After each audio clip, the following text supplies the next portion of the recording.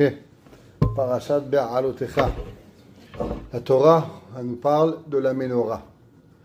Et le pasuk Vaidaber Hashem et Moshe lemor daber el Aharon ve'amarta elav be'alotecha et hanerot. Nous dit le Ramban Nachmanide. Quelle est la juxtaposition de la Parashat Naso avec la Parashat Be'alotecha? On sait que la fin de Parashat Naso, elle parle des 12 Nesi'im, des 12 princes d'Israël qui ont inauguré le Mishkan.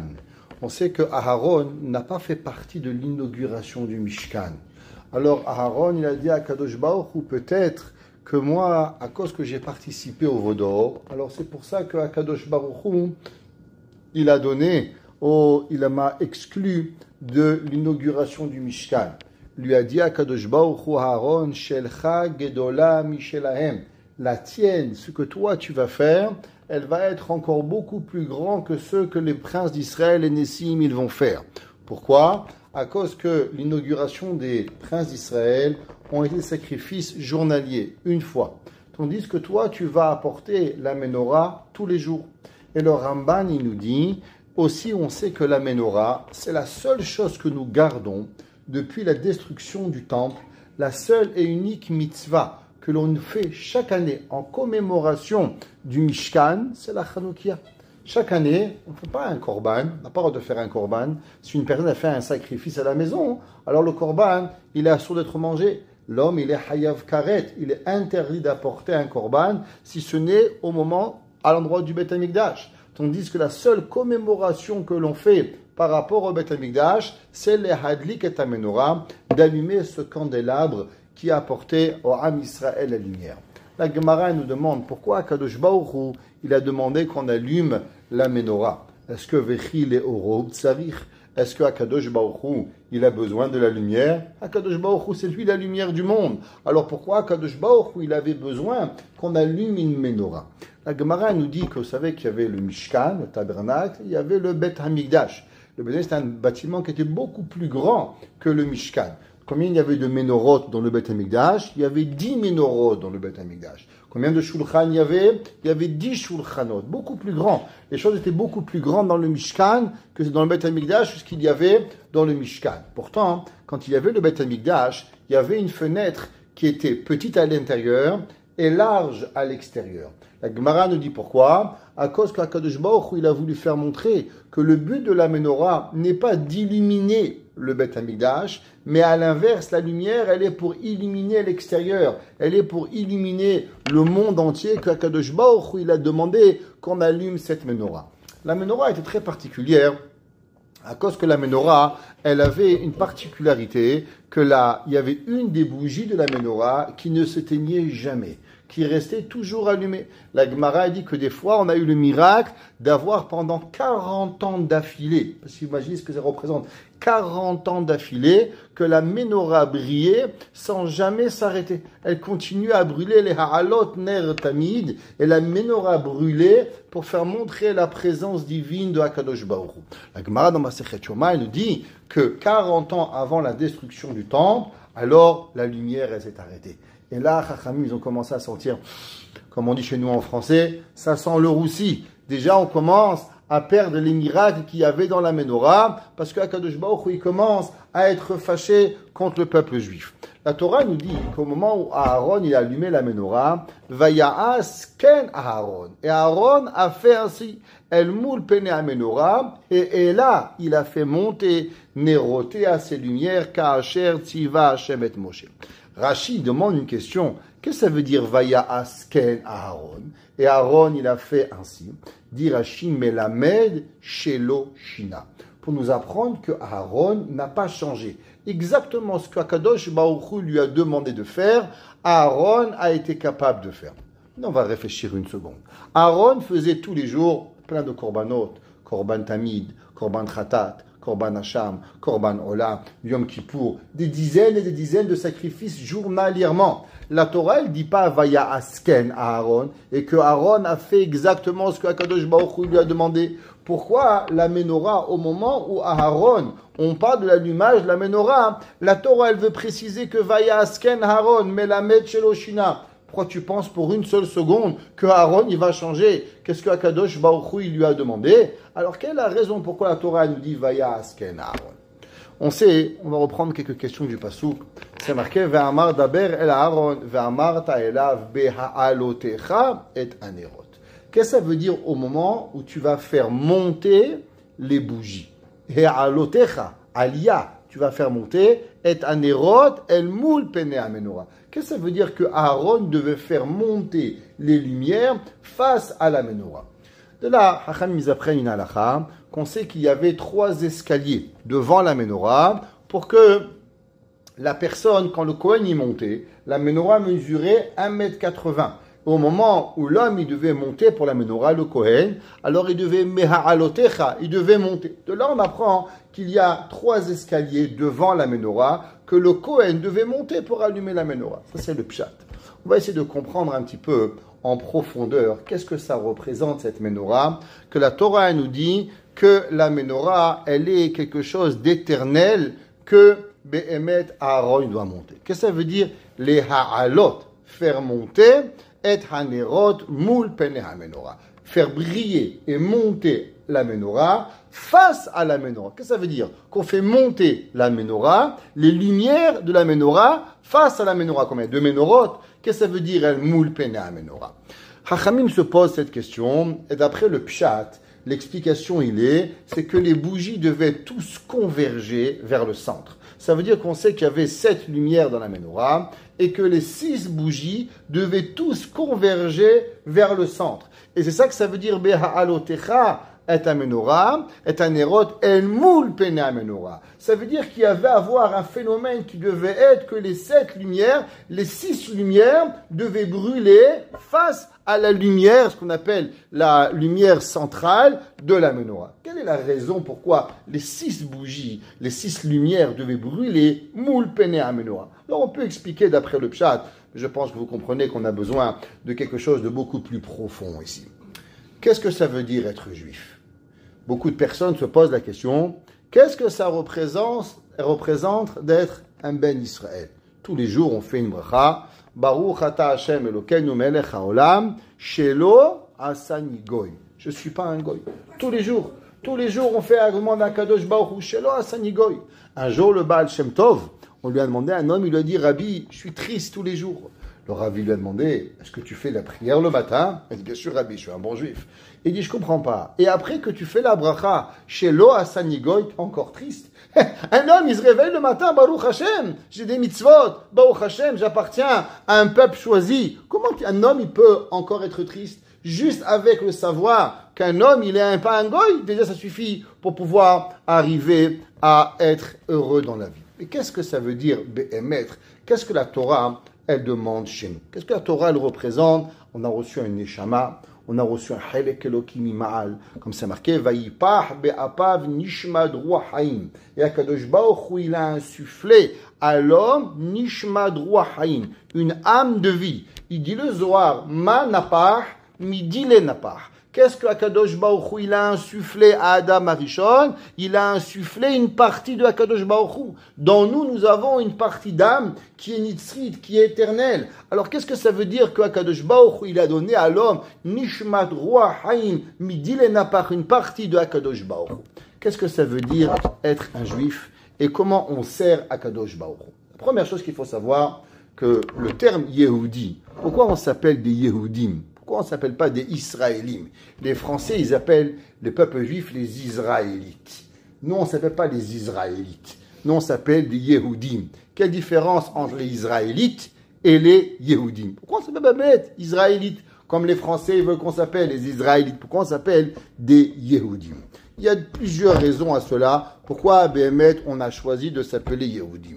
La première raison qu'on s'appelle des Yehudim, à cause principalement qu'on a été exilés avec la tribu de Yehuda. On sait qu'il y avait 12 tribus, 10 tribus ont été exilées avant la fin du premier temple, et les 2 seules tribus qui sont restées, c'est la tribu de Yehuda et Binyamin. Et comme la majorité était la tribu de Yehuda, c'est pour ça qu'on les appelait Yud, Yud Milachon Yehuda, qui était de la tribu de Yehuda. La Gemara, dans Masechet Megillah, elle donne une autre raison. Et la Gemara, elle dit à cause que le principal d'un juif, c'est quelqu'un qui renonce à la Avodah Zara. Toute personne qui rejette l'idolâtrie, il s'appelle Yehudi. D'où est-ce qu'on sait cela? On sait de Mordechai. Mordechai, c'est marqué Ish Yehudi, Haya Beshushan Abira, Ushmo Mordechai, Ben Yair Ben Kish, Ish Yemini. La Gemara demande, je ne comprends pas. Est-ce que Mordechai, il est Yehudi, qui vient de Yehuda, ou il est Ish Yemini, qui est un homme de Binyamin? Décide-toi. La Gemara donne première raison, elle dit, à cause que sa mère était de Yehuda, et son père était de Binyamin, alors on a dit Ish Yehudi. La Gemara, depuis quand on s'intéresse d'où la mère elle vient? La mère elle est juive, elle est juive. C'est pas important pour savoir comment tu t'appelles. Tu t'appelles Crémisi, ta mère elle s'appelle Berda, elle s'appelle Benoliet, c'est pas important. L'essentiel c'est comment le père il s'appelle. Ish Yehudi, le chevet, c'est par rapport au père. Pourquoi on a dit Ish Yehudi? La Gemara nous apprend parce que Mordechai, chez Kafarba Avodah Zara, tout le monde, il est venu, il a accepté l'idolâtrie de Haman. Et Mordechai, il a rebellé, il a rejeté l'idolâtrie de Haman. C'est pour ça, Ish Yehudi. Que veut dire Yehudi? Kol Mishekofer Avodah Zara. Alors il s'appelle Yehudi. Il y a une autre preuve à cela. La Gemara, elle dit qu'il y avait une femme qui s'appelait Basmat. Bat Yehudit. La Gemara, elle dit, elle s'appelait Basmat. Et elle s'appelle Basmat Bat Yehudit. La Gemara dit d'où elle vient ce mot Yehudit? La femme de Esav, elle s'appelait Yehudit. Comment elle est arrivée, cette Yehudit Bat Be'erim? Et la Gemara, elle dit, tu sais pourquoi? À cause que la femme de Esav, elle a voulu se convertir et se rapprocher de Yitzhak Avinu. Et du fait qu'elle a rejeté l'idolâtrie, elle a mérité ce nom de Yehudit. Donc même dans la Torah, on voit ce concept que toute personne qui rejette l'idolâtrie, alors automatiquement, il a un titre particulier qui s'appelle Yehudi. Ça veut dire qu'en vérité, on s'appelle des Israélites. Si on n'est pas Shomer Torah ou Mitzvot, c'est vrai. Les Français, ils ont raison. Monsieur Napoléon l'a dit. Les Israélites, le titre Yehudi, juif, c'est un adjectif qualificatif principal à un homme qui rejette la Avodah Zara. Un homme qui fait tout ce qui est en son pouvoir de ne pas se connecter avec la Avodah Zara, à croire à Akadosh Baruch Hu à 100%. Savoir, c'est marqué dans le Sefer HaChinuch. Le Sefer HaChinuch, il écrit et il dit, qu'est-ce que ça veut dire faire Avodah Zara? Vous croyez que faire l'idolâtrie, c'est aller à l'église, devenir bouddhiste? Ouais, c'est pas ça Avodah Zara. Un homme qui croit pour une seconde qu'il y a quelque chose qui fonctionne sans l'accord de Akadosh Baruch Hu, c'est qu'il est Oved Avodah Zara. Par exemple, le soleil. Le soleil se lève tous les jours. La lune vient tous les jours. Les étoiles, elles viennent tous les jours, Baruch Hashem. Si vous me demandez de quoi je suis sûr, qu'est-ce qui va se passer demain, je ne sais pas si vous et moi, on va être là. Mais une chose que je suis sûr qui va arriver, c'est que le soleil, il va sortir demain matin. Garanti, j'ai même pas un safek de ça que Akadosh Baruch Hu, il va arriver. Alors, comment il vient le soleil? Est-ce que le soleil, c'est une entité à part entière? Ou le soleil, c'est Akadosh Baruch Hu qui demande au soleil de venir et de sortir tous les jours? La Gemara, elle dit pourquoi le soleil, il est rouge quand il se lève. La Gemara, elle dit, vous savez qu'il y avait un jour, il y avait le peuple juif, des bons juifs. Mais malheureusement, vous savez, des fois, les juifs étaient un peu en colère. Et un jour, ils ont voulu tuer Moshe Rabbeinu. Vous saviez ça? Que le peuple juif sont fâchés. Des fois, je me plains à la yeshiva. Les élèves sont un peu difficiles, mais Baruch Hashem, ils n'ont jamais voulu me tuer. Je te barre chez Molahad. Hasde Hashem, merci mon Dieu. Je n'ai pas encore connu. En tout cas, mais Moshe Rabbeinu, c'est marqué Vayakom Ha'am Lirgom Otam Ba'avanim. Et le peuple, il s'est levé pour venir les lapider. La Gemara a dit, qui sont qui voulaient lapider? Il dit le Midrash Tanchuma, Moshe et Aaron. Moshe et Aaron, le peuple juif s'est levé, et il voulait tuer Moshe et Aaron. Vous imaginez ça, tuer Moshe Rabbeinu? Incroyable. Et pourtant, à ce moment-là, le soleil, il est venu chez Akadosh Baruch Hu. Et il a dit à Akadosh Baruch Hu, je ne comprends pas. Pourquoi tu ne fais pas taire tous ces humains qui veulent tuer Moshe Rabbeinu? Si tu ne les fais pas taire, demain je ne me lève pas. Akadosh Baruch Hu, il a dit au soleil, quoi? Que tu te mêles des affaires du monde? Quand les gens ils se fâchent avec Moshe Rabbeinu, alors tu ne veux plus te lever? Il a demandé à Akadosh Baruch Hu, pendant des millénaires, quand on a fait que le soleil était un dieu, et qu'il y avait les Incas qui croyaient que le soleil, il était le dieu, est-ce qu'un jour tu es venu et tu dis à Akadosh Baruch Hu, s'il te plaît, punis les Incas, punis tous ceux-là qui pensent que le dieu, c'est le soleil, et moi je ne me lèverai pas? Pour Moshe Rabbeinu, tu te mêles. Et pour moi, Akadosh Baruch Hu, pour mon kavod à moi, tu ne vas pas te mêler? Dit la Gemara, depuis ce jour-là, le soleil ne veut plus jamais se lever. Et chaque fois qu'Akadosh Baruch Hu veut lever le soleil, il doit envoyer des malachim, tirer le soleil avec des chaînes et le soleil, il a tellement honte qu'il ne s'est pas levé contre Akadosh Baruch Hu, il est rouge de honte. Et quand la journée, elle finit, et que le soleil, il sait qu'il y a des gens qui ont servi le soleil à Vodazara, en se couchant, alors il est rouge de honte. La Gemara dit que le soleil, il est rouge. C'est pas un effet naturel, comme on nous fait croire. C'est la honte du soleil qui vient à cause que le soleil, il a honte, qu'il a parlé pour Moshe Rabbeinu et pas pour Akadosh Baruch Hu. Ça veut dire que, dit le Sefer HaChinuch, le soleil, il se lève pas naturellement. Le soleil, c'est Akadosh Baruch Hu tous les jours, Mechadesh B'tuv B'chol Yom. Akadosh Baruch Hu, à chaque seconde de notre vie, il se lève. Le gazon, il pousse. Vous savez, souvent, vous vous demandez, pourquoi chez le voisin, le gazon, il pousse plus vite? Ouais, votre gazon, il est fada, il est fatigué comme ça. Il a une tête en bas, et le salon du voisin, il est beau, il pousse bien. Et vous mettez des graines, et vous mettez des engrais. Skin, votre gazon, il pousse pas bien. Mais lui, son gazon, il est top of the line. Qu'est-ce qui se passe? Vous croyez que c'est les graines qui font pousser? La Gemara dit qu'il n'y a pas un grain de gazon qui pousse, s'il n'y a pas un malach qui vient sur la graine et qui lui dit, pousse, pousse. Chaque grain de gazon, il y a un malach particulier qui vient et qui fait pousser le gazon. Ça veut dire que être Oved Avodazara, c'est pas juste aller à l'église. Être Oved Avodazara, c'est croire que la personne, elle vient et qu'il y a quelque chose qui vient dans le monde sans le Ratzon Hashem. Une personne qui croit pour une seconde qu'il y a quelque chose dans ce monde qui est venu par hasard, alors automatiquement, c'est Aved Avodazara. Qu'est-ce qu'on sait? Qu'est-ce que c'est Amalek? Amalek, par définition, c'est Kikar Asher Karcha Baderer. Chachamim, qu'est-ce que ça veut dire Asher Karcha Baderer? Melachon Mikré, qui veut que l'homme y croit au hasard. L'homme qui pense que ça vient par hasard, alors automatiquement, il est Oved Avodazara. On sait que les lettres Mikré sont les mêmes lettres que Rak Me Hashem.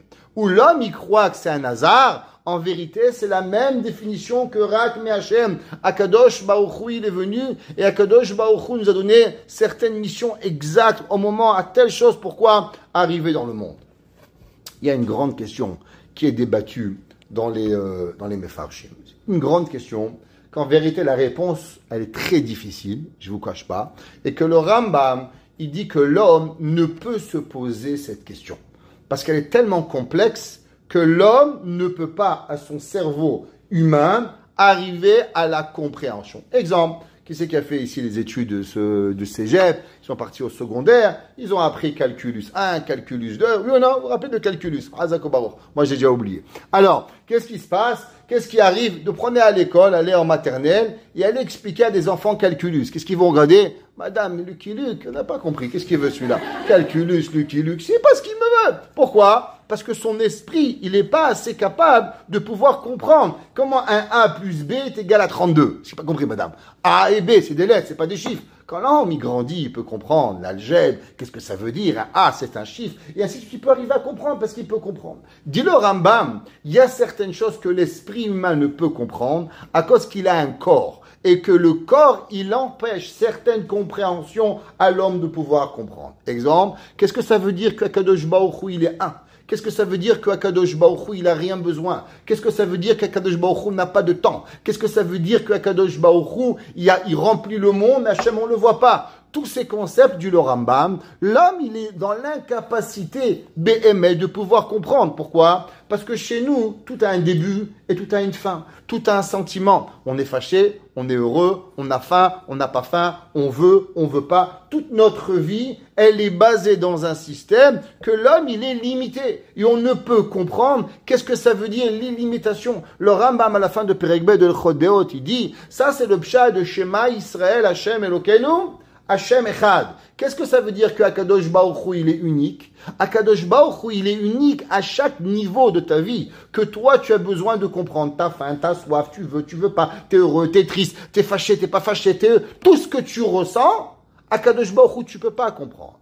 Et la question fondamentale qui existe dans l'homme, elle est, est-ce que l'homme est un robot ou l'homme, il a un libre arbitre? Comment fonctionner ces deux fonctions? Un, que Akadosh Baruch Hu, c'est tout.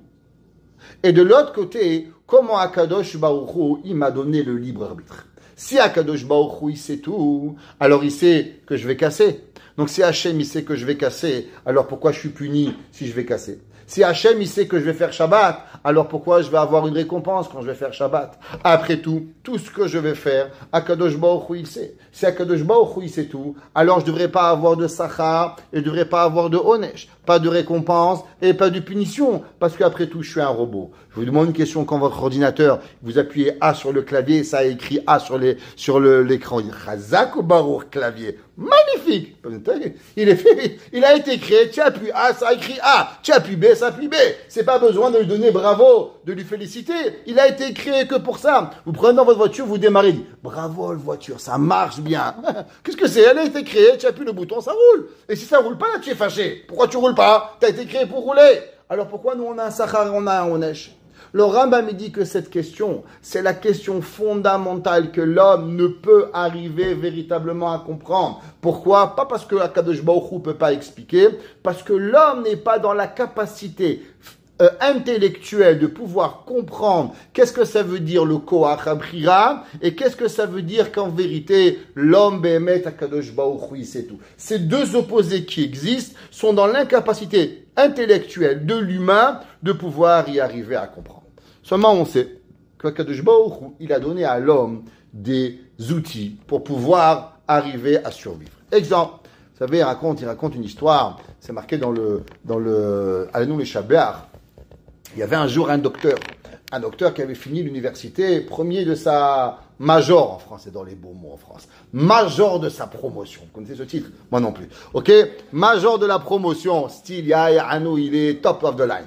Alors, il est sorti major de la promotion. Il est arrivé, on l'a choisi pour travailler dans les centres ICU, qui devait travailler à l'endroit aux soins intensifs. Alors, il est arrivé, on dit, voilà monsieur, il y a quelques malades.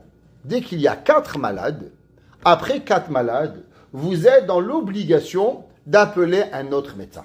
Bon, il arrive le premier soir, un malade, il s'en occupe. 2 malades, il s'en occupe. 3 malades, il s'en occupe. 4 malades, il s'en occupe. Il arrive un 5e malade. L'infirmière a dit, monsieur, il faut appeler quelqu'un d'autre. Ah, ça va, c'est qu'un malade, je m'en occupe, vous inquiétez pas, champion du monde, 0.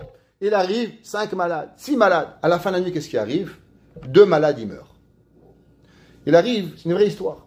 Il arrive en commission d'évaluation et il dit, voilà, vous êtes coupable d'avoir tué 2 patients. Je suis désolé, je n'ai pas tué personne. Je commençais mon shift à 8 heures du soir. Je n'ai pas posé mes pieds sur une chaise. J'ai travaillé, j'ai fait une opération, je me suis occupé, j'ai mis des médicaments. Je dis, vous avez raison, monsieur. Tout a été parfait. Seulement une seule chose n'a pas été respectée. Le protocole qu'un médecin ne s'occupe que de 4 malades. À partir du moment où vous n'avez pas respecté votre protocole, tout ce que vous allez faire, vous êtes coupable de meurtre. Pas au 1er degré, mais coupable de meurtre au 2e degré. Et il dit le Rav Zilberstein, halakha, est-ce que ce médecin, il a le droit de continuer à travailler? Il dit le Rav, il n'a plus le droit d'être médecin. Pourquoi? Parce que c'est un homme qui met la vie des gens en danger. Halakha, ce médecin ne peut plus être un médecin. Il faut qu'il démissionne. Pourquoi? À cause que si on a évalué qu'un médecin s'occupe de 4 malades, c'est pas de 6 malades. Toi, tu te prends supérieur à tout le monde. Alors, automatiquement, tu as mis la vie des gens en danger et tu es coupable de mort. Tu as tué 2 patients. Fallait apporter un autre docteur. Pourquoi tu n'as pas voulu appeler un 2e docteur? Chacun de nous, nous avons un sac à dos. Au moment où nous naissons avec un sac à dos. Dans ce sac à dos, il y a plein d'outils. Il y a une lampe de poche, il y a un couteau, il y a de l'amour, il y a de la haine, il y a de la colère, il y a plein de choses. Et durant notre vie, on doit ouvrir notre sac à dos pour pouvoir s'assurer à utiliser au bon moment les outils qu'on nous demande. Au moment où tu dois parler, au moment où tu dois entendre, au moment où tu dois faire, à chaque moment de notre vie, on ouvre notre sac à dos et on doit trouver l'outil qui est arrivé. Et cet outil-là, il est le Akadosh Baruch Hu, il attend de toi à tel moment. Akadosh Baruch Hu t'a donné un sac à dos. C'est quoi ta responsabilité? C'est qu'au moment d'un problème, tu ouvres le sac à dos, tu choisis l'outil que tu prends pour pouvoir arriver. Si tu n'ouvres pas ton sac à dos, tu es responsable. Tu es le ou la responsable parce qu'on t'a donné tous les outils pour pouvoir y arriver. Ça, c'est une première responsabilité. Il y a une deuxième responsabilité. Nous avons une responsabilité communautaire. Qu'est-ce que ça veut dire une responsabilité communautaire? La Torah, elle donne une mitzvah très intéressante qui s'appelle la mitzvah de Kiddush Hashem, sanctification du nom d'Akadosh Baruch Hu. Qu'est-ce que ça veut dire sanctifier le nom d'Akadosh Baruch Hu? La Torah nous donne un passouk, elle nous dit V'atem tiyu nekiyim me Hashem ou me Adam. Vous savez, il y a un grand dicton français, mais qui n'est pas de la Torah, qui dit que moi, je vis pour Dieu et pas pour les gens. Qu'est-ce que ça veut dire? C'est que moi, ça peut l'air peut-être que je ne suis pas une bonne personne, tant et aussi longtemps que je suis, oui, une bonne personne, alors automatiquement, Béhémet, je suis une bonne personne. Ça veut dire que, est-ce que la Torah, elle me demande d'être bon, Béhémet, une bonne personne, et est-ce que les gens, ils vont me juger positif ou négatif, c'est pas intéressant, ou j'ai une obligation d'être une bonne personne, que ça soit au nom d'Akadosh Baruch Hu, ou ça soit aussi au nom pour tous les êtres humains qui vont me voir. Il y a des halachot. Entre autres, tout le monde, il a entendu parler d'un issue qui s'appelle Marit Ha'ayin. Vous avez entendu parler de Marit Ha'ayin? Marit Ha'ayin, c'est un interdit. Qu'est-ce qui se passe si quelqu'un, il veut faire cuire de la viande avec du lait d'amande? Est-ce qu'il a le droit ou il n'a pas le droit? Moi, je vous vois à la cuisine, vous avez du lait et une casserole de viande, et je vous vois mettre du lait. Moi, je ne connais pas le lait d'amande. Je ne sais pas si ça existe le lait d'amande. Est-ce que j'ai le droit ou j'ai pas le droit?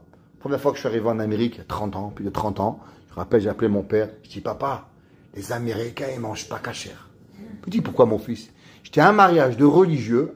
Après le repas, ils servent café au lait. Je dis, quoi, mon fils? Je te promets, papa, café au lait. J'avais jamais vu ça. Le lait, la petite crème. Qui c'est qui existe ça en France? Même pas, j'ai jamais vu ça de ma vie. Et moi, j'étais sûr qu'ils servaient du lait. Comment on mange la viande, un steak de viande et te sert? Vous voulez du lait? Vous voulez de la crème? Comment tu sers de la crème? C'est basar halav. Comment tu manges? J'avais jamais vu ça de ma vie. Halakha, c'est un grand problème. Pourquoi? Parce que quelqu'un, il va penser qu'on a le droit de manger du lait et de la viande. C'est un issour de quoi? De Marit Ha'ayin. Qu'est-ce que ça veut dire le issour de Marit Ha'ayin?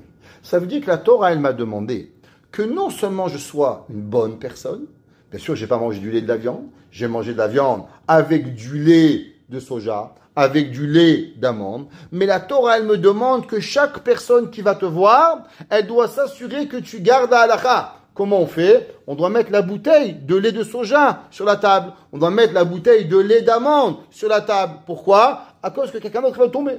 Pourquoi on ne pose pas de bonnes questions? Mais qu'est-ce que je m'en fous? C'est pas important. La halakha, elle est respectée. Qu'est-ce que Akadosh Baruch Hu, il veut de moi? On voit d'ici que la Torah demande deux choses à l'être humain. La première chose qu'on demande à l'être humain, c'est d'être une bonne personne. La Torah a donné 613 mitzvot.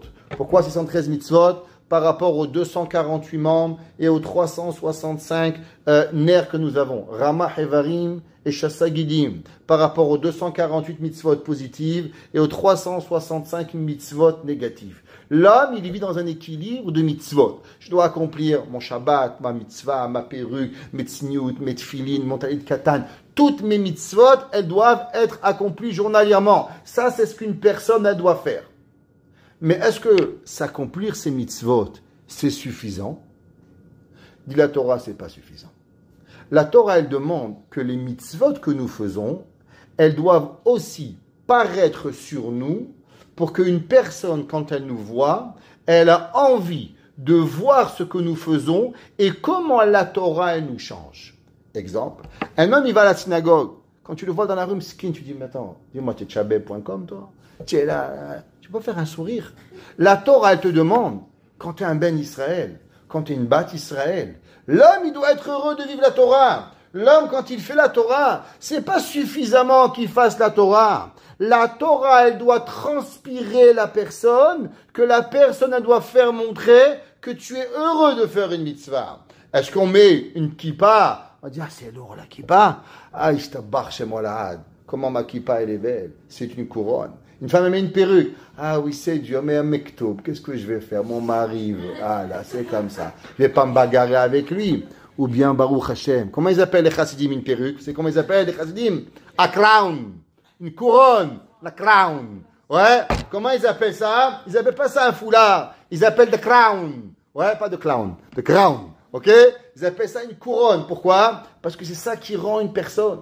La Torah, elle demande à la personne que les mitzvot, non seulement on les fait, en plus on doit être élevé avec les mitzvot, et en plus une troisième chose, c'est que la mitzvah, elle doit éclairer la personne. Qu'est-ce que ça veut dire ces trois étapes? Ça veut dire que d'abord, un homme, il fait une mitzvah. Un homme, un humain, il fait une mitzvah. Comment il se sent avant la mitzvah ou après la mitzvah?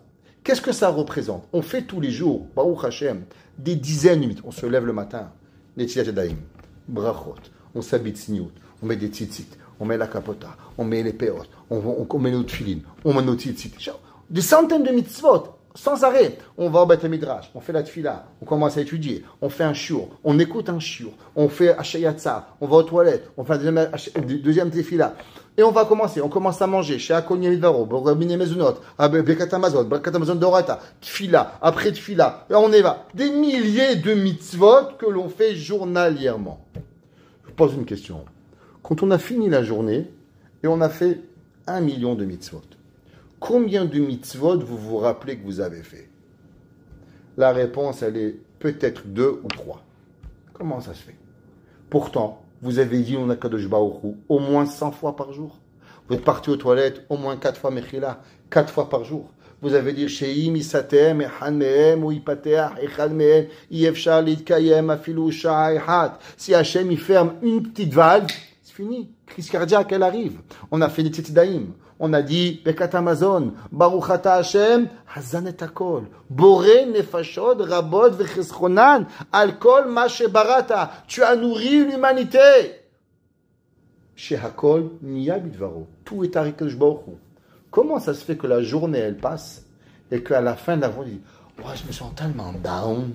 Oui? T'es un petit down, toi, ce soir? Ouais? Pourquoi? J'ai rien fait de ma journée. T'as rien fait de ta journée?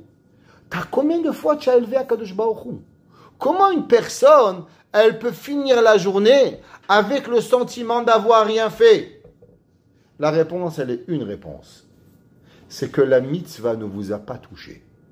Vous avez fait la mitzvah, mais en aucun cas la mitzvah, elle vous a élevé. La Torah, elle te demande que tu ne peux pas être pareil avant la mitzvah et après ta mitzvah. Un homme, il écoute une mitzvah. Un homme, il fait une mitzvah. Est-ce que la mitzvah, elle t'a touché ou t'es resté pareil? Prenez un exemple. Un homme, il va à un mariage. Khatan, Kala. Le Khatan, il est là avant le mariage. Choupa à 7 heures. 7 heures moins quart, qu'est-ce qu'il est? Il n'est pas marié. Quelle responsabilité il a? Rien du tout. S'il va avec une autre femme, c'est péché, mais il n'a pas trompé sa femme. Madame, à 7 heures moins quart, c'est avec un autre monsieur, elle n'est pas punissable de rien, c'est pas sa femme. 15 minutes plus tard, elle reçoit une bague. Monsieur, madame, elle trompe son mari, d'après la Torah, chayav mita. Je comprends pas. Mais c'est rien, ça va, une petite blague, là. C'est pas une petite bague que tu vas m'embêter ma vie, non? Qu'est-ce qui se passe? Non. Une action, c'est pas une blague, d'après la Torah. Tu es devenue une femme mariée. Maintenant, tu as un chiyuv te couvrir la tête. Maintenant, tu as des halachot de tzniut. Maintenant, tu as des Quoi? Mais tout ça pour une petite cérémonie, là, avec un petit sur ma tête? Oui, madame.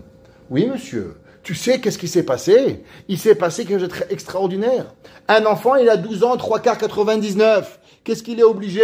Rien du tout. Une fille, elle a 11 ans, 99,9. Elle est obligée de quoi? Rien du tout. Elle fait la bat mitzvah ou la bar mitzvah. Tu viens au minyan, t'es chad de tefila, on peut te compter au minyan. Le gars, il mesure 3 pommes, il a 13 ans et demi, il compte au minyan. Moi, j'avais 1m85 à 12 ans. Toi, tu comptes pas au minyan. Dis-moi. Lui, il mesure 1m30, moi, je fais 1m85. Qu'est-ce qui arrive? Halakha, elle est simple. T'es bar mitzvah, t'es pas bar mitzvah. Mais rabbin, pour un jour, ça fait toute la différence dans la vie d'une personne. La mitzvah doit nous transformer.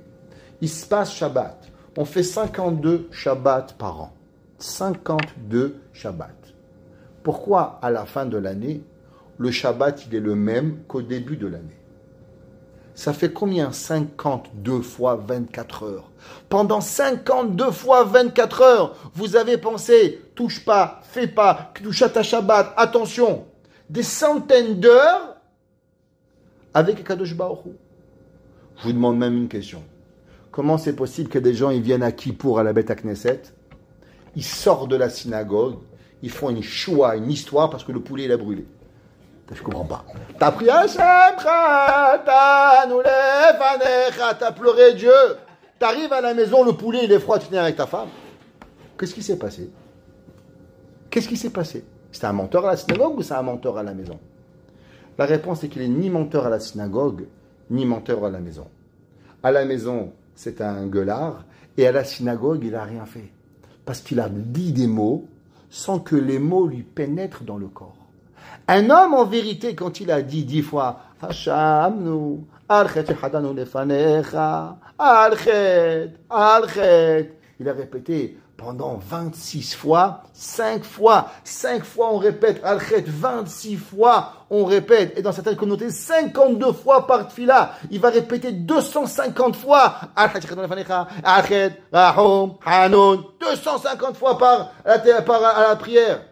Comment t'as pas changé? Vous croyez que c'est le voisin qui ne change pas? C'est nous qu'on n'a pas changé. Parce que dans la mitzvah, elle ne nous a pas transformés. Aaron à Kohen à Kadosh Baruch Hu, il lui a demandé, qu'est-ce que c'est la menorah? Vous savez c'est quoi la menorah? La menorah, c'est chacun de vous et chacun de nous. Combien vous avez d'orifices dans votre tête? 2 yeux, le nez, la bouche, les oreilles. 2, 4, 6, 7. La Torah elle nous dit, c'est quoi la menorah? La menorah, c'est notre visage. Qu'est-ce que l'homme il fait avec ses 5 sens? Comment l'homme il respire? Comment l'homme il voit? Comment l'homme il entend? Quand l'homme il entend, on demande pardon à Kadosh Baruch Hu d'une avéra qu'on a fait sans faire exprès, en étant innocent. J'ai demandé à Kadosh Baruch Hu de me pardonner parce qu'un jour je suis sorti et j'ai écrasé sans faire exprès la fleur du voisin que j'ai pas vue, mais je lui ai volé sa fleur, mesquine. Et sur ça je dois demander pardon à Kadosh Baruch Hu. Mais ma femme ce soir je vais l'éclater parce que je lui ai raté la tchouk-tchouka, ça c'est pas grave. Qu'est-ce qui t'arrive mon fils? Comment t'éclates ta femme? Comment t'éclates ton mari? Comment le lendemain matin de Kippour, le mec il a fait les slichot pendant 40 jours, le lendemain matin il fait un sleepover jusqu'au soir, 8h du soir. Shacharit, Mincha, Tfilin, il n'y a pas. Makaraitra. Qu'est-ce qui s'est passé? Il s'est passé que la mitzvah, elle a été faite. Mais la mitzvah, elle n'a pas élevé la personne. Une mitzvah, elle ne peut pas rester morte. La mitzvah, elle est dans l'obligation de nous élever. Une personne, elle fait Shabbat aujourd'hui. À combien le Shabbat d'hier il vous a transformé par rapport au Shabbat de la semaine dernière? Vous venez de passer 25 heures minimum, et en été, on passe 26, 27, on prend Shabbat à 6h30 du soir, jusqu'au soir 10h du soir. On a fait 26, 27 heures de Kedushat Shabbat. On a reçu Neshama Yetera. Comment tu n'as pas été transformé? Comment tu n'es pas devenu une autre personne? Beha'alotecha et anerot. C'est quoi la ner? Le passage qui dit ki ner mitzvah vetora or. La mitzvah, elle doit monter. La mitzvah, elle doit élever la personne. Il y a des personnes qui sont élevées. Mais qu'est-ce qu'ils sont quand tu les vois? Skinim. Ils ont l'air tellement déprimés. Mais même Tchabeb, ils sont mieux qu'eux. Même Tisha B'Av, tu rigoles. Je suis dans la maison, on a un principe. Les plus grands fous rires sont en Tisha B'Av. Ok? Alors, même Tisha B'Av, chez nous, c'est mieux que chez eux à Simchat Torah. Tellement ils sont déprimés. La Torah te demande, non. Be'ha'alotecha et anerot ya'iru. Tu dois éclairer Shivat Hanerot. Comment on peut savoir si Be'emet, notre mitzvah, elle nous transforme ou la mitzvah ne nous transforme pas? Parce que, vous savez, la Gemara a dit En hadam roe nig'e atzmo. Un homme ne peut pas voir ses défauts. La seule chose qu'on n'est jamais capable de voir, ce sont les défauts. Pourtant, chez les autres, purée, qu'est-ce qu'on voit les défauts? Il est grand, il est bien écrit, il est petit, il est menteur, il est voleur. Tous les défauts, chez les autres, on les voit. Chez nous, la perfection, comme dirait monsieur dans Tintin, ouais, la perfection, parfaite. Ouais, monsieur Dupont. Je dis pas parfaitement, la farpection, farpètement. Ok? Alors, qu'est-ce qui arrive, monsieur Dupont? Alors, ouais, Thompson pour les Anglais. Alors, qu'est-ce qui arrive? L'homme, il se croit parfait. Comment tu sais si la mitzvah, elle t'a changé ou la mitzvah, elle t'a pas changé? 2 choses. est-ce que ta présence, est-ce que toi, tu es capable, par qui tu es, d'éclairer les autres? Premièrement. Est-ce que quand tu arrives quelque part, les gens, quand ils te voient, ils disent waouh, attention, non, c'était pas la Shonara, elle est là, Rahel, Dévorah, Simcha, David, il est religieux, fais attention à lui. Ou bien, viens, j'ai une bonne blague pour toi. La blague barmina, même à ton chien, tu la dis pas. Comment tu es? Même ton chien, tu as honte de lui dire. Mais lui, il te l'a dit. Pourquoi?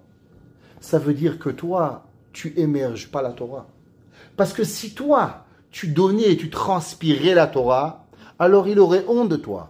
Il aurait honte de dire, tu viens en boîte ce soir? Tu dis, pourquoi je fais un petit pois? Moi, que je vais en boîte. Je fais un pois chiche. Les pois chiches, ils disent, on va pas en boîte tous les deux.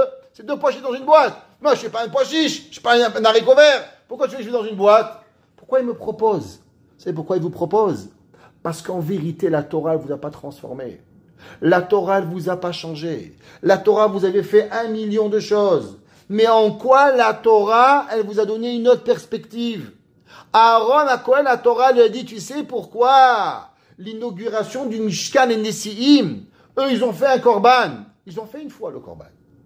Ce korban, il a permis qu'on amène par-dessus d'autres korbanot.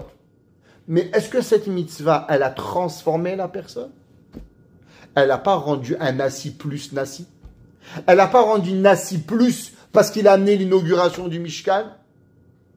Tandis que Aaron à Cohen, au moment où il a amené la menorah, au moment où il a allumé la menorah, Yahiru pene menorah. Quand Aaron il a allumé la menorah, son visage il a brillé. Son visage était différent. Il était une différente personne. Et c'est pas tout. Dit la Torah, Yahiru pene menorah shivat anerot. Est-ce que quand tu rentres, toi qui tu es, est-ce que les gens autour de toi, ils sont transformés? Et maintenant, on peut jouer beaucoup de jeux. L'hypocrisie. La Gemara a dit qu'il y avait un roi, il s'appelait Yanaï. Yanaï Hameler, pour comprendre un petit peu, vous savez qu'il y avait, on a parlé souvent, qu'il y avait les Kohanim Gedolim, les Maccabim, se sont battus contre l'influence grecque. Les Grecs, c'était les grands Chachamim de l'époque, et en vérité, toute la guerre des Maccabim, des Hashmonaïm, a été contre l'influence grecque. Mais malheureusement, vous savez qui c'est qui va rentrer dans le peuple juif le plus d'influence gréco-juive? C'est les rois Maccabim eux-mêmes. Entre autres, un roi, il s'appelait Yanaï Hameler. Yanaï Hameler, c'est lui qui va rentrer dans le peuple juif l'attitude grecque. C'est lui qui va donner au peuple juif, il s'appelait Alexander Yanaï, et lui, il va donner aux juifs, qui était même Kohen Gadol, le plus d'influence, et il va vouloir que les juifs pratiquement se convertissent à la culture, à la philosophie grecque. C'est incroyable. Comment le grand-père, il a tué les Grecs, et les petits-fils, ils ont rentré gratuitement les Grecs dans la Torah, et ils sont arrivés. Yanaï Hamelech, il avait une femme qui s'appelait Shlom Tzion. Yanaï n'était pas une bonne personne, il va tuer tous les rabbins de la génération. Il va faire un wanted, il va tous les tuer. Crac! À part son beau-frère, Shimon ben Chattar. Le seul qui va le laisser vivre, tous les rabbins, il va leur couper la tête. À la fin, Barminan, à la fin de sa vie, il va venir Yanaï Hamelech et il va dire à sa femme qu'il va devenir une reine, qu'elle va régner sur le peuple juif. C'est pas Madame Clinton qui a failli devenir présidente. Nous, on a eu des vraies reines au peuple juif. On n'est pas battus les juifs. Chez les juifs, on avait des femmes qui étaient reines. On a eu des femmes qui étaient prophètes. On a eu des Borah. On a eu des femmes qui ont régné sur le Ham Israël. Shlom Tzion, la femme de Yanaï Hamelech. Et la femme, au moment où il va mourir, il va lui dire, Yanaï, attention à 2 personnes. Les rabbins, n'aie jamais peur d'eux. Parce que les rabbins, ils sont bien. Mais aie peur, le pire de qui tu dois avoir peur, c'est des gens qui sont hypocrites. Il lui a dit pourquoi? Parce que les hypocrites, ils font ce que les mauvaises personnes, elles font, et ils veulent avoir les récompenses des bonnes personnes.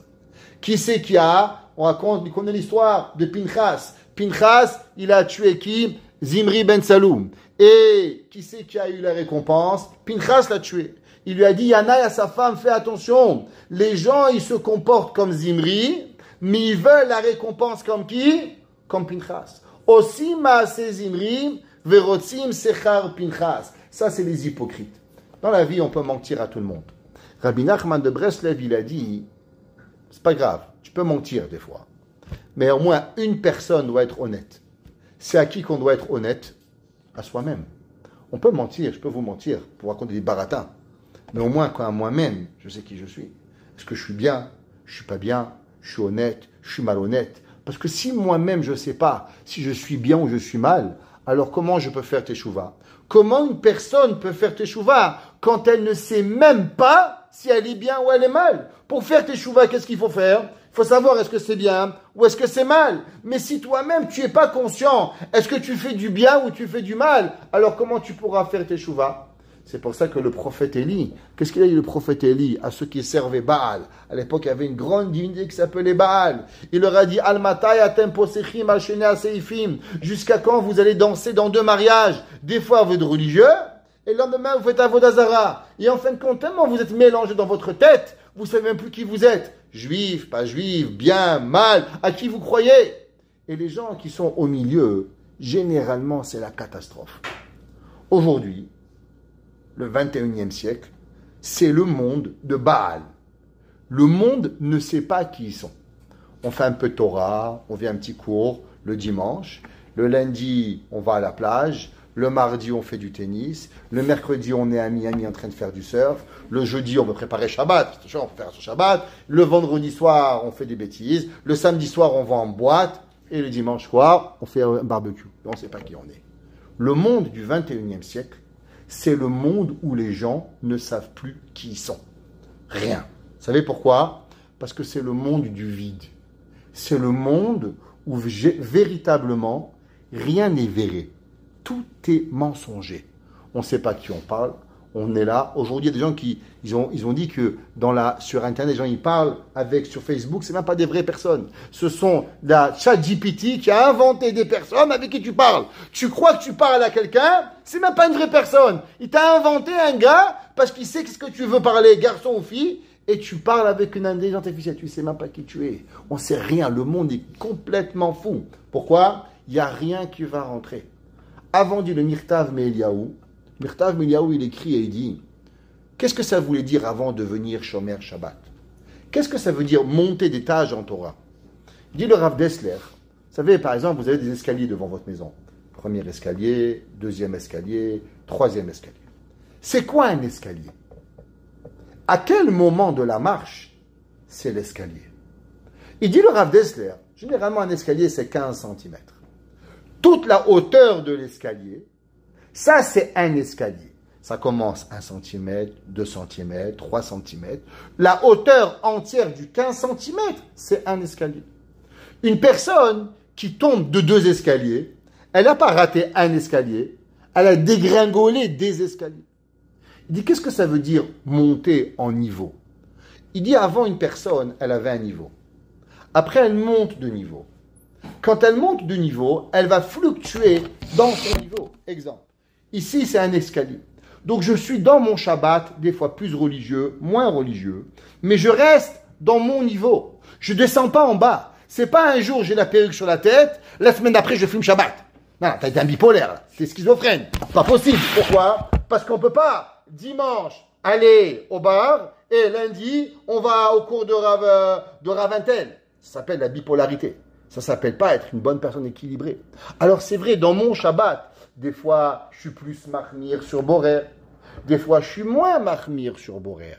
Mais une chose qui est sûre, c'est ce que je fais, il rentre dans moi, et il pénètre dans moi, et il devient une partie de moi. Je suis Shomer Shabbat, je suis Shomer Kashrut. Un gars, je lui ai demandé, tu manges Chalav Israël? Ça dépend quoi? Ça dépend quoi? Il dit, Rabbi, les glaces, non. Les chocolats, non. Tu manges ou tu manges pas? Décide-toi. Tu ne peux pas être Chalav Israël, ça t'intéresse, à la maison parce que le lait, le bleu, il est meilleur que le qui est bon, alors tu le bois. Mais quand tu manges Chalav Israël, tu manges Chalav Israël. Pour le chocolat, pour la glace, pour tout ce que tu fais, tu manges Chalav Israël. Tu ne manges pas Chalav Israël. Au moins tu sais, je ne suis pas Chalav Israël. Qu'est-ce que tu es? Tu ne peux pas vivre ta vie par rapport à tes envies. La mitzvah, elle doit nous changer, qu'on doit devenir une personne. On doit être transformé avec ce que l'on fait. On doit être dans ma vie. Je suis Shomer Shabbat. Je suis une bonne personne. Je fais tzniut. Que je fais dans ma vie, Akadosh Baruch Hu, il veut et il doit faire que ma mitzvah doit me transformer. Alors à la fin du Shabbat, Combien de Teilim j'ai fait? Combien de Birkat Amazon j'ai fait? Combien de salades j'ai préparé l'Ichvot Shabbat? Pas pour le vendre de quelqu'un, pour honorer le Shabbat. Le Ben Ishra, il dit qu'une personne, elle sait particulièrement qu'elle ne va pas manger un melon au complet. Est-ce qu'elle peut nettoyer un melon au complet pour faire Kavod Shabbat? Pas donner à son mari, à ses enfants, un petit bout de melon, ça a l'air d'un mskina, un mendiant. Il dit le Ben Ishraï, même que ça fait partie des lois de Borer, mais puisque c'est pour le Kavod Shabbat, c'est permis. Ça veut dire qu'il y a une mitzvah d'honorer le Shabbat. À combien? À combien une personne elle est intéressée à faire les chalot? Est-ce que tu es intéressé à faire les chalot quand ça te tente? Il n'y a pas longtemps, j'ai une question, j'arrive pas encore à accepter cette question. Ta main m'a frappé la tête. Et BMF, j'arrive pas. Une femme elle m'a appelé, elle m'a dit, monsieur le rabbin, est-ce que c'est vrai quand on rate un Shabbat d'allumer les bougies, la semaine d'après on doit rajouter une bougie? Je dis oui, c'est vrai. Si par exemple une femme elle n'a pas pu allumer les bougies du Shabbat, alors la semaine d'après elle doit allumer 3 bougies. Et si elle a raté 2 semaines, elle ramène 2. C'est une des raisons pourquoi les Ashkenazim, ils allument à chaque enfant, ils rajoutent une bougie. Parce que généralement, la maman est à l'hôpital pour une semaine à l'époque. Pas comme au Canada, après 12 heures, tchaka, dehors à la porte. À l'époque, on restait une semaine à l'hôpital. Et les mamans, elles n'allumaient pas les bougies de Shabbat. Alors, elles rataient un allumage des bougies. C'est pour ça que chaque enfant, 2, 3, 4, 5, elle rallumait une bougie par la suite. Elle m'a dit, ah ok, je dis, pourquoi vous avez raté? Elle m'a dit quelques-unes. Je lui dis, pourquoi? Elle dit, parce que quand ça ne me tente pas, j'allume pas. Alors, j'étais scié. Je lui dis, vous savez, madame, mes grands-mères, elles ont fait 2 guerres. Première guerre mondiale, Deuxième guerre mondiale. Ma grand-mère, elle me raconte qu'en 1910, sa mère, elle la faisait faire 3 jours de queue pour avoir, en 1914, pour avoir de l'huile pour allumer Shabbat. À 10 ans, 5 ans, elle faisait 3 jours de queue, faisant la queue tous les jours pour avoir de l'huile pour allumer le Shabbat. Et vous, vous allumez pas les bougies quand ça vous tente pas? Mais qu'est-ce que ça veut dire? Comment on peut être une femme religieuse, elle se dit religieuse, et qu'on n'allume pas quand ça me tente pas? La réponse, vous pensez que c'est fou. Mais en vérité, ça m'a perturbé parce que c'est nous. Parce que ça, c'est exactement qui on est. Parce qu'on n'a pas de constance. Parce qu'en vérité, on fait seulement ce que je veux, quand je veux, comme je veux et où je veux. Mais est-ce qu'on est prêt à se soumettre au joug de la Torah, que c'est Akadosh Baruch Hu qui va décider qui nous sommes? Qu'est-ce que ça veut dire être un Ben Torah, une Bat Torah? Pourquoi on ne dit pas Ish Torah, Isha Torah? Pourquoi on appelle ça Ben Torah ou Bat Torah? Vous savez, Baruch Hashem, j'étais à l'école d'école pendant des années. Quand je rentrais en classe, je dis, ah, toi t'as un petit Klein, ah, toi t'as un petit Bouzaglo, ah, toi t'as un petit Crémisi. Vous savez, tu ressembles à ton père, tu ressembles à ta mère. C'est facile, tu vois la tête de la personne, tu sais qui elle est. Tous ceux qui étaient en classe, ils peuvent vous dire qu'on peut remarquer. Quand une personne, l'enfant, il vient en classe, généralement, c'est pas très compliqué. Quand on est les parents, on peut découvrir qui ils sont. La Torah dit, tu sais pourquoi tu n'avais pas un Ish Torah ou Isha Torah? Parce qu'une femme et un homme, ils ne se ressemblent pas. Vous savez qui c'est qui se ressemblent? Leurs enfants ressemblent au père ou à la mère. Quand je vois un homme, je dois savoir, est-ce que toi, tu transpires la Torah ou tu transpires le baby-foot? À toi de choisir. Ben Torah, c'est quand tu marches. Ah, c'est un homme qui fait attention. Bat Torah, c'est une personne qui fait attention. Comment il fait Be'emet pour pouvoir garder la Torah? La Torah dit Be'ha'alotecha. Il faut que tu t'élèves et un érod. Ya'iru sheva hanerod. El moul pene amenora. La Torah, elle veut que tu éclaires. Que ça veut dire que tu éclaires? Non seulement à toi-même, pour les autres aussi. Quand le monde te perçoit, est-ce que le monde te perçoit bien ou mal? Il n'y a pas longtemps, une femme, elle arrivait, elle devait couper les cheveux à son fils. Alors le père, il voulait faire des petites péotes à son fils. Je dis pas qu'il faut faire ou pas faire. Je dis ce qui s'est passé. Le père, il voulait, la mère, elle voulait pas. À la fin, je lui dis, madame, la vérité, c'est quoi le problème de faire plaisir à votre mari? Non, je dis la vérité. C'est parce que le jour où votre fils il va avoir des petites péotes, vous ne pouvez plus les cacher. Vous rentrez dans un système que vous acceptez, que vous êtes une religieuse. Parce que maintenant, vous pouvez jouer un coup à Miami sur du surf. Le lendemain, on fait du bateau. Après, on va au collège, on fait attention qu'on est religieuse. Mais quand tu as un petit garçon avec des petites péotes, tu ne peux plus t'amuser. Tu as décidé qu'est-ce que tu es. Elle m'a dit, Rav Crémézy, vous m'avez compris. Elle m'a dit, c'est la vérité. c'est que je ne peux plus jouer. J'aime être dans un milieu que je peux faire ce que je veux. Mais me soumettre à un système, je ne peux pas. La Torah nous dit, c'est quoi notre thermomètre? C'est quoi le thermomètre qu'on met une vraie personne? Alors comme j'ai expliqué, on peut tous mentir. On peut tous être hypocrites. Mais à ce moment-là, la Torah, elle te dit, attention. Tu sais qu'est-ce que tu vas faire? Yahiru Shivat Anerot. Tout le monde demande la question. Si c'est comme Rashi, que les 6 flammes devaient converger vers une des flammes, alors on aurait dû dire Yahiru Shishat Anerot. Parce qu'il y a seulement 6 flammes qui convergeaient vers la 7e. Alors qu'est-ce que ça veut dire Yahiru Shivat Anerot? Ils disent la Pia Kabbalah. Vous savez comment on est sûr, chacun de nous, qu'on est devenu une bonne personne? C'est quand on est en contrôle de nos yeux, de notre bouche et de nos oreilles. Si un homme, il est là, il garde ses yeux, il fait tout ce qu'il ne voit pas, quelqu'un lui parle la shonara, tu sais, j'ai beaucoup arrangé, pas besoin d'écouter la shonara des autres. Merci beaucoup, j'ai pas besoin. Tu veux parler à quelqu'un, qu'est-ce que ça va te changer? Pourquoi? Il est son père, il est sa mère, pourquoi tu veux parler du mal? Quand l'homme, il contrôle ses 7 nérotes, ses yeux, son nez, sa bouche, ses oreilles, s'il est capable d'arriver à cela, plus l'homme, il contrôle les 7 orifices de sa tête, plus il sait que véritablement, la Torah, elle a élevé. Moins il contrôle cela, et moins il sait que tout ce qu'il fait dans la vie, c'est que du show.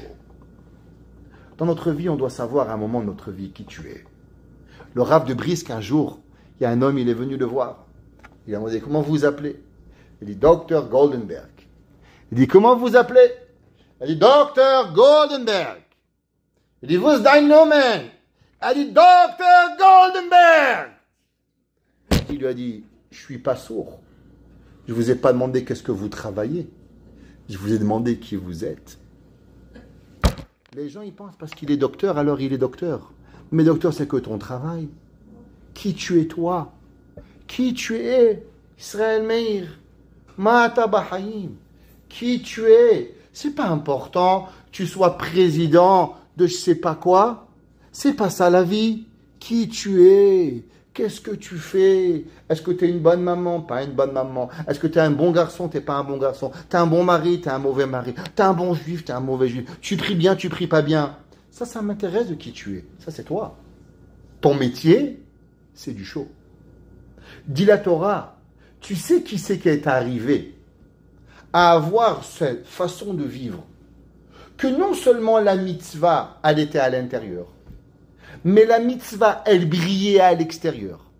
Et quand on le voyait, on avait tellement honte parce qu'il était une bonne personne, parce qu'il transformait les gens qu'il était. Aaron. Vayasken Aaron. La Gemara dit, qui c'est qui était le champion du monde de Shalom Bayit? Aaron. C'est marqué Vayivku et Kol Bet Israël. Dit la Gemara, pourquoi ils ont tous pleuré? Parce que Aaron, quand il arrivait chez quelqu'un qui se bagarrait, Aaron, il était tellement un homme bon qu'on ne pouvait pas lui dire non. Dès qu'il arrivait, il disait, ah, tu te bagarres avec ton mari, ça va, c'est pas grave, avec ta femme, c'est pas grave. Et tellement il était une bonne personne qu'il arrivait à transformer le monde. Tout le monde se transformait avec Aaron. Dit la Mishnah, Eve metalmidav shel Aaron, ohev shalom verodev shalom. Comment on arrive à être un homme de vraie paix? Parce qu'on n'a qu'un drapeau blanc, comme les Palestiniens, ils mettent un drapeau blanc avec un fusil, après tu tires dessus. Ouais, c'est les Palestiniens, ça. C'est ça la paix? C'est pas là, ça la paix. La paix, c'est que tu deviens une tellement bonne personne. C'est que quand tu rentres quelque part, tu fais honte aux gens qui font pas la paix. Que quand tu es quelque part, quand tu fais tellement Shabbat, quand je rentre chez toi, je suis tellement inspiré de ta maison que je n'ai qu'une seule envie, de faire le Shabbat. Un jour, j'ai parlé à un bachour, un jeune garçon, une jeune fille sont venus pour apprendre Tarat Mishpacha. Alors je leur ai dit, est-ce que vous avez un projet dans la vie? La question fatale. Les gens, ils n'ont pas de projet. Ils se marient, on se marie. Qu'est-ce qu'on fait demain? Je sais pas. Où on va? Je sais pas. Tu vas en vacances? Je sais pas. Bon, à part, je sais pas. Qu'est-ce que tu sais? Ok, je sais pas. Ok? Même ça, ils savent pas. Alors, à la fin, je leur ai demandé une question. Est-ce que vous avez une maison dans votre vie que quand vous étiez jeune, vous avez vu un exemple de vie que vous voulez ressembler. Ça m'a fait de la peine, ils m'ont dit non, monsieur le rabbin.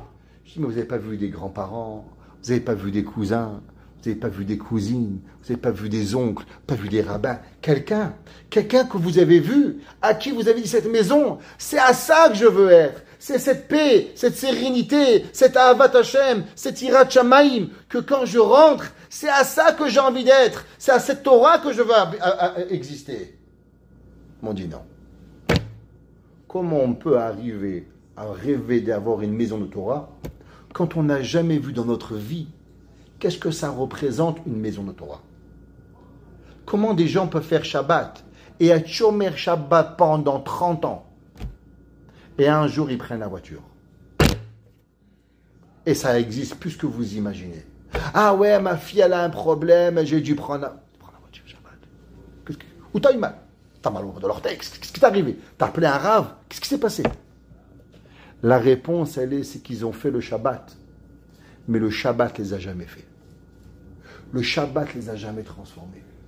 La cacheroute, ils ont mangé. Mais ils ne sont pas devenus un ish kasher. La Torah nous dit dans Parashat Beha'alotecha. Qu'est-ce que c'est la mitzvah? C'est pas lehadlik ta menorah. La Torah, elle te dit Beha'alotecha. Il faut que tu fasses monter. Être un érot. C'est quoi un érot? Chaque mitzvah, elle moule. Il faut que les lumières, elles brûlent. Que les lumières, elles éclairent. Shivat un érot. Ton corps, il brille comme un soleil pour pouvoir y arriver. Quand toi-même, tu es transformé. Quand tes yeux, ton nez, ta bouche, tes oreilles, ton corps ne peut plus fonctionner si ce n'est pas une mitzvah, alors c'est là que tu sais comment la mitzvah, elle est finie. Et je terminerai avec un Mahamar Chazal incroyable. C'est marqué, si tu as écouté ce cours, on l'a dit souvent, mais on va le répéter. C'est marqué que Avraham Avinu vaïshlach Avraham et Yado. Avraham, il a envoyé sa main, vaïkach et ha'ma'achelet, et il a pris le couteau pour pouvoir faire la Hakeda. Demande les Mefarshim pourquoi c'est marqué que vaïshlach Avraham. Avraham, il a envoyé sa main. Ils disent les Mefarshim, Avraham avait tellement rendu son corps d'une sainteté extraordinaire que le corps d'Avraham ne pouvait plus fonctionner si ça n'avait pas été pour une mitzvah. Et du fait que Akadosh Baruch Hu n'avait jamais dit à Avraham de tuer son fils, qu'est-ce qu'il lui avait dit? De le faire monter sur le Mizbeach. Et Avraham pensait que le faire monter, ça voulait dire quoi? De le tuer. Mais la Neshama de Avraham, elle avait compris le message de Dieu. La main de Avraham n'arrivait pas à prendre le couteau. Pourquoi? Parce que Dieu n'avait jamais ordonné de prendre le couteau. Alors Avraham, quand il a voulu prendre le couteau, il a dû forcer la main ne répondait pas. Vaïshlach Avraham et Yado. Parce que l'homme, il peut arriver à un niveau de sainteté que non seulement il fait les mitzvot, mais que son corps naturel, il devient à l'obéissance des mitzvot, qui n'a même plus de doute quoi faire. Parce que l'autre est un érot yahiru. Ton corps, il peut être élevé que de lui-même. Il éclaire dans la Torah pour savoir le ratson de la Kadosh Baruch Hu. Dit la Torah, va yaskel Aaron. Aaron, c'est ça qui est devenu. Kadosh Baruch Hu, il fasse que les mitzvot ne sont pas seulement extérieurs en nous, que les mitzvot nous pénètrent, que suite à chaque mitzvah, on s'élève de nous-mêmes, on devient une meilleure personne, qu'on éclaire les gens autour de nous de cette mitzvah, et que véritablement on arrive à garder nos yeux, notre bouche, nos oreilles, nos nez, nos bras, nos pieds, que tout notre corps il soit gardé, de pouvoir monter, alors Akadosh Baruch Hu il fasse sur nous, qu'il soit mashre shekinah et auprès nous, qu'il fasse résider la présidence divine dans nos Baruch Hana et Olam. Amen ve Amen.